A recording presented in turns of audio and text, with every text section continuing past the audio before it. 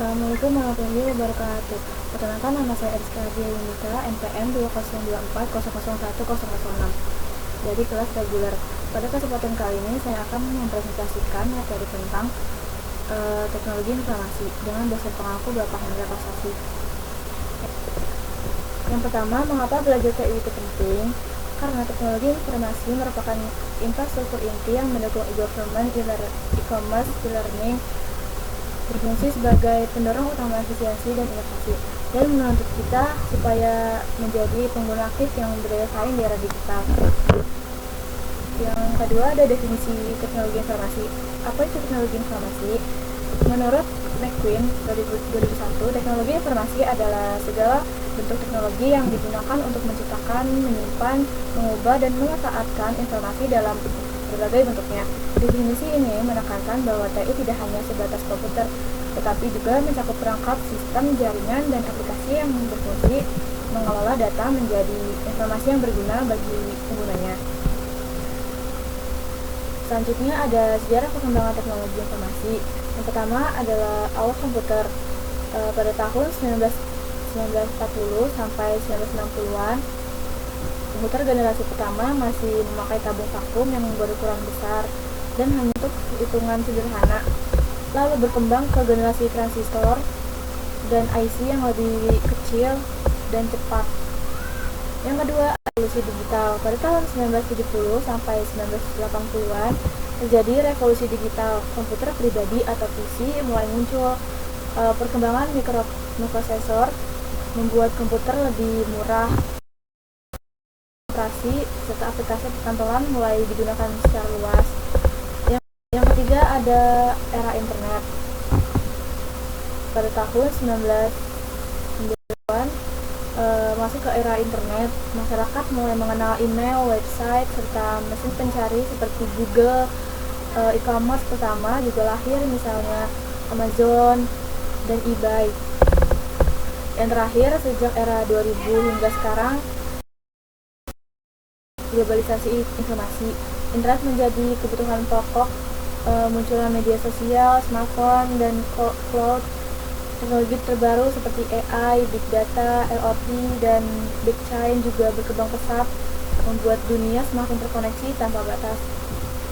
Selanjutnya ada komponen utama teknologi informasi. Yang pertama ada perangkat keras atau hardware. Itu adalah suatu komponen fisik komputer yang bisa disentuh. Contohnya komputer atau laptop, server, smartphone, dan device. Yang kedua ada perangkat lunak atau software. Program yang berjalan di hardware seperti sistem operasi, aplikasi produktivitas, aplikasi mobile, contohnya Windows, Microsoft Office, dan dalam aplikasi mobile itu ada Gojek, Tokopedia. Yang selanjutnya ada jaringan atau network. Itu infrastruktur penghubung antara perangkat agar bisa bertukar data. Contohnya itu LAN di kantor atau sekolah, WAN untuk koneksi antar kota, internet untuk akses global. Selanjutnya ada database atau basis data, tempat menyimpan data agar rapi dan aman dan mudah dicari kembali. Contohnya itu ada Google Drive, Dropbox. Terus selanjutnya itu people atau manusia, pengguna dan pengelola sistem teknologi informasi yang berinteraksi dengan hardware, software, dan jaringan untuk tujuan tertentu. Contohnya itu pengguna biasa, misalnya memanfaatkan aplikasi untuk pekerjaan sehari-hari. Yang selanjutnya ada TI, admin teknologi informasi, mengelola sistem jaringan dan keamanan. Ada developer untuk membuat dan mengembangkan software. Manajemen TI merancang strategi pengguna teknologi informasi dalam organisasi. Yang selanjutnya ada proses, yaitu prosedur dan tata kelola agar teknologi informasi berjalan efektif dan efisien. Contohnya itu prosedur backup data secara rutin, SOP pengguna email kantor, IT governance di perusahaan. Yang selanjutnya ada security atau keamanan. Prosedur backup data rutin, SOP pengguna email, atau contohnya itu proteksi data dan antivirus untuk pencegahan serangan malware. Yang selanjutnya ada fungsi dan manfaat teknologi informasi. Yang pertama, fungsi mengolahnya menjadi informasi menyimpan data, mencari kembali data yang tersimpan, serta mengirimkan informasi melalui jaringan.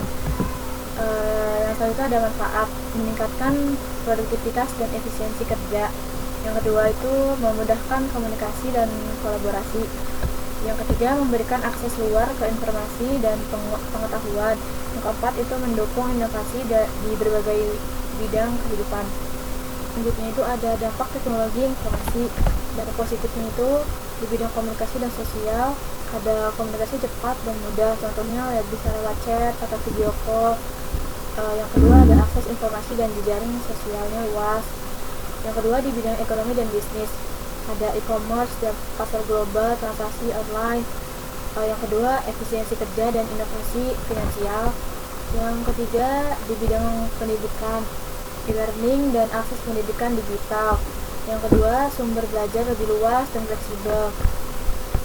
Yang keempat di bidang pemerintahan atau e-government, ada transparansi dan pelayanan publik digital, partisipasi masyarakat dalam pelayanan online.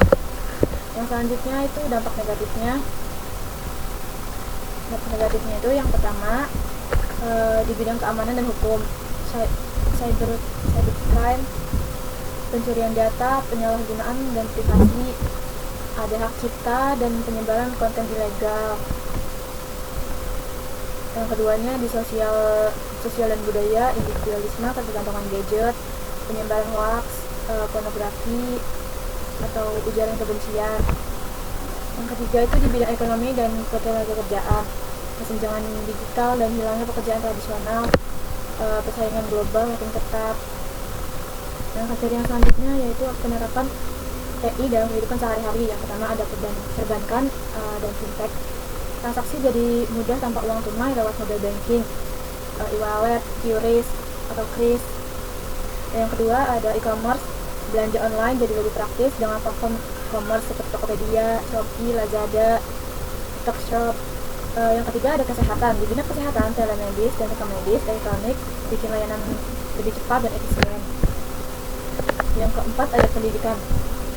Dalam pendidikan, e-learning dan LMC bikin belajar lebih fleksibel, kapan saja dan di mana saja. Yang kelima ada transportasi. Transportasi dimudahkan lewat Gojek, Grab dan GPS yang membantu perjalanan sehari-hari. Yang keenam ada pemerintahan digital. Dalam pemerintahan digital, e-government dan smart city mempermudah layanan publik secara digital. Yang selanjutnya kesimpulan. Dapat kita simpulkan bahwa teknologi informasi adalah kombinasi teknologi dan informasi yang mendukung seluruh aktivitas manusia. Teknologi informasi penting dipelajari karena berperan di semua bidang kehidupan dan menjadi faktor utama daya saing di masa depan. Semakin kita menguasai TI, semakin besar peluang kita untuk beradaptasi dan berinovasi. Dengan menguasai TI, kita siap menghadapi tantangan di era digital.